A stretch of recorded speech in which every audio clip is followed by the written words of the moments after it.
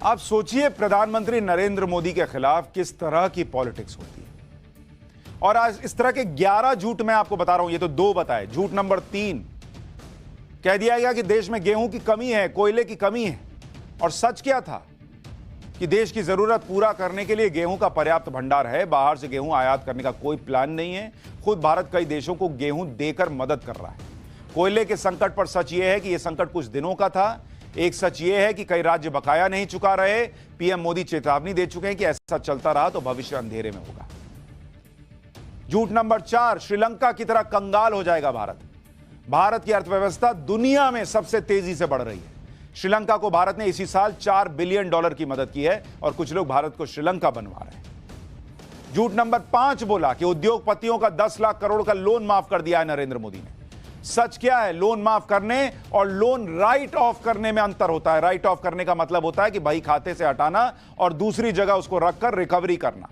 Right of में loan account बंद नहीं होता, लीगल एक्शन लिया जाता है। और जब लोन माफ किया जाता है तो कोई लीगल एक्शन नहीं होता। राइट ऑफ करना बैंक का टूल होता है जिससे वो अपनी बैलेंस शीट क्लीन करते हैं ताकि ग्लोबल मार्केट में बैंक की वैल्यू कम ना हो। और ऐसे ही कई राइट ऑफ किए गए लोनों की वसूली हो रही है नरेंद्र मोदी सरकार में। 8 लाख करोड़ से ज्यादा का लोन वसूला गया है, लेकिन झूठ फैला दिया गया। झूठ नंबर 6, सरकार अंबानी अडानी के लिए काम कर रही है। सच यह है कि कांग्रेस शासित राज्यों में भी अंबानी अडानी को हजारों करोड़ के प्रोजेक्ट दिए गए। सत्यपाल मलिक के आरोपों के बाद अनिल अंबानी की कंपनियों के खिलाफ कई मामलों में सीबीआई जांच चल रही है।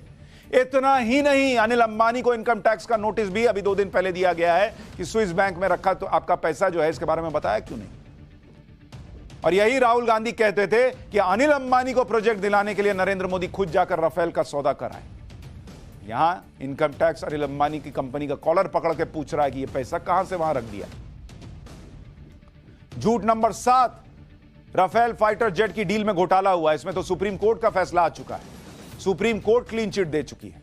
झूठ नंबर 8, कृषि कानूनों से किसानों की जमीन छिन जाएगी। कानून में कहीं जमीन छीनने का जिक्र नहीं था। झूठ नंबर 9, सीए एनआरसी से मुसलमानों की नागरिकता छिन जाएगी।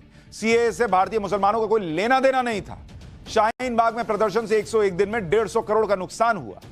झूठ नंबर 10, वैक्सीन विदेश भेज दी, देश के लिए रखी नहीं। आज की तारीख में 211 करोड़ डोज वैक्सीन लग चुकी है।